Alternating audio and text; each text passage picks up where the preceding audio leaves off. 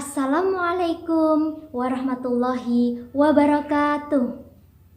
Muhammad Nabi nuru hadina min Makkah habibi nuru satawal Madinah. Hai, apa kabar adik-adik saleh dan salehah semua? Berjumpa dengan Kak Ulfa. Hari ini kita akan menyimak bersama sebuah cerita tentang kisah kelahiran Nabi Muhammad SAW. Bersama siapa? Bersama Zahra dan Bunda Munawarah.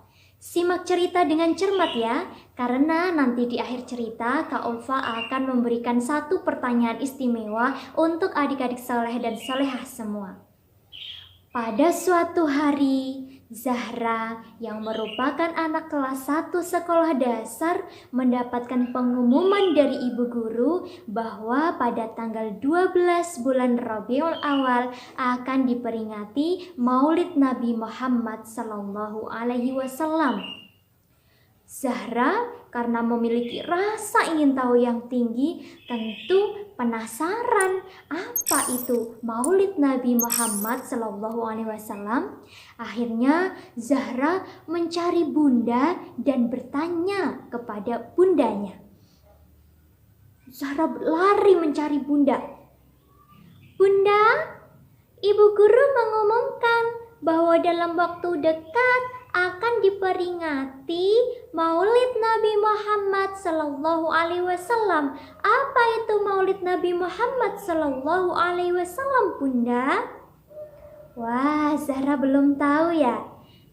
Rabiul Awal tiba, bulan lahir Nabi kita, Nabi Muhammad, rahmat bagi alam semesta. Jadi, peringatan Maulid Nabi Muhammad adalah peringatan hari lahir Nabi Muhammad SAW. Zahra sudah tahu belum bagaimana kisah kelahiran Nabi Muhammad SAW? Zahra belum tahu, Bunda. Bolehkah Bunda menceritakannya? Tentu boleh. Ribuan tahun yang lalu, di kota Mekah, hiduplah ayah Nabi Muhammad yang bernama Abdullah dan ibu Nabi Muhammad yang bernama Aminah. Ketika Nabi Muhammad sedang berada di dalam kandungan ibunya, ayah Abdullah pergi berdagang ke negeri Syam, negeri yang sangat jauh. Abdullah menempuh perjalanan cukup lama, hingga pada akhirnya ketika Abdullah ingin kembali pulang dari negeri Syam ke kota Mekah, Abdullah jatuh sakit, kemudian wafat dan dimakamkan di Madinah. Mendengar kabar itu tentu membuat ibu Aminah dan sang kakek Nabi Muhammad yang bernama Abdul Muthalib sangatlah sedih. Namun mereka tetap bersabar dan berdoa untuk Abdullah. Ternyata Nabi Muhammad dalam keadaan yatim ya Bunda. Nabi Muhammad ditinggal oleh ayahnya ketika masih dalam kandungan. Iya, benar sekali Zahra. Hari demi hari telah berlalu, bulan demi bulan telah berlalu. Akhirnya lahir seorang bayi laki-laki yang kehadirannya amat dinanti-nanti oleh ibu Aminah dan juga kakek Abdul Muthalib. Tepatnya pada hari Senin, tanggal 12 Rabiul Awal tahun 571 Masehi, di mana tahun kelahiran bayi laki-laki itu dikenal dengan sebutan tahun gajah. Zahra tahu tidak? Atau teman-teman tahu tidak apa itu tahun gajah? Tidak Bunda, apakah karena banyak gajah? Iya, benar sekali. Lahirnya Nabi Muhammad itu bertepatan dengan peristiwa Raja Abraha, raja dari Yaman yang membawa pasukan-pasukan bergajahnya untuk menyerang dan menghancurkan Ka'bah. Karena pada saat itu Raja Abraha iri dengan kemasyhuran dan keramaian kota Mekah beserta Ka'bah yang banyak didatangi oleh orang-orang. Bum, gedebuk, gedebuk, gedebuk. Begitulah bunyi pasukan bergajah yang dipimpin oleh Raja Abraha. Namun, alhamdulillah Allah Subhanahu wa Ta'ala menghentikan langkah Raja Abraha dan pasukannya untuk menghancurkan Ka'bah, sebagaimana Allah berfirman dalam Quran surah Al-Fil. Mari teman-teman dan juga Zahra kita lafalkan Quran surah Al-Fil bersama-sama. Bismillahirrahmanirrahim. Alam tara kaifa fa'ala rabbuka bi ashabil fil.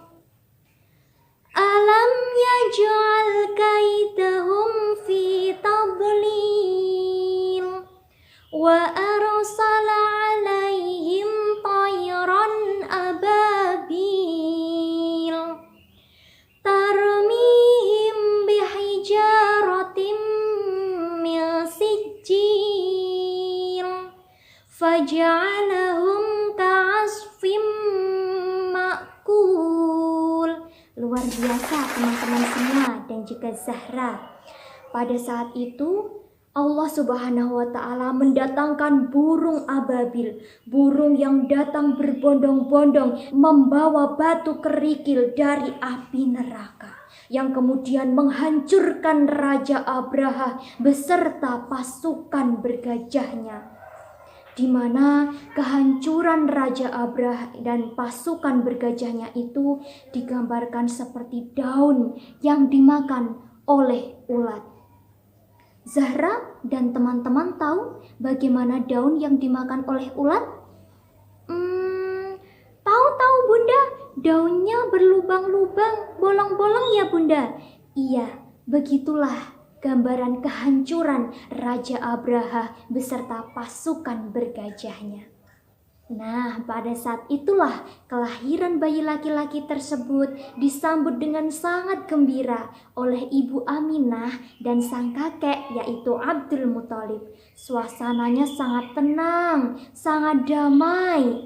Lalu Abdul Muthalib membawa cucunya untuk berkeliling atau tawaf mengelilingi Ka'bah. Abdul Muthalib memberi nama bayi laki-laki itu dengan nama Muhammad yang artinya orang yang terpuji. Abdul Muthalib berdoa kepada Allah Subhanahu wa Ta'ala, "Aku ingin dia menjadi orang yang terpuji, baik bagi Tuhan yang di langit dan bagi makhluknya yang di bumi." Begitulah doa Abdul Muthalib untuk cucunya. Sesuai dengan kebiasaan masyarakat Arab pada saat itu, bahwa seorang bayi yang lahir harus disusui oleh orang atau perempuan dari pedesaan.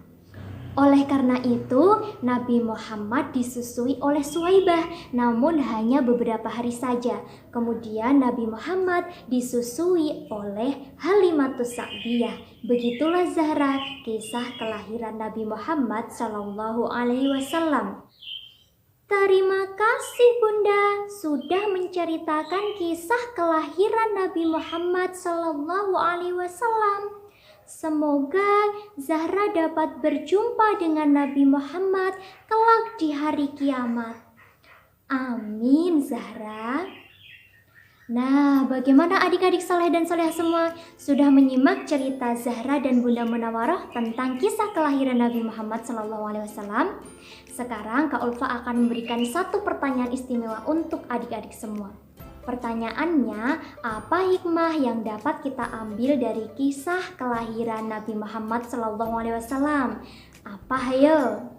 Benar sekali. Salah satu hikmahnya kita dapat lebih bersyukur karena Allah Subhanahu wa taala telah menghadirkan sosok manusia yang teramat sempurna, suri tauladan bagi kita semua, yaitu Nabi Muhammad SAW yang membawa umat manusia dari zaman kebodohan hingga dipenuhi petunjuk dengan firman-firman Allah Subhanahu wa taala. Pergi ke pasar membeli buah tomat. Buah tomat bentuknya bulat. Mari kita perbanyak sholawat agar kita mendapat syafaat kelak di hari kiamat. Salatullah salamullah ala toha rasulillah.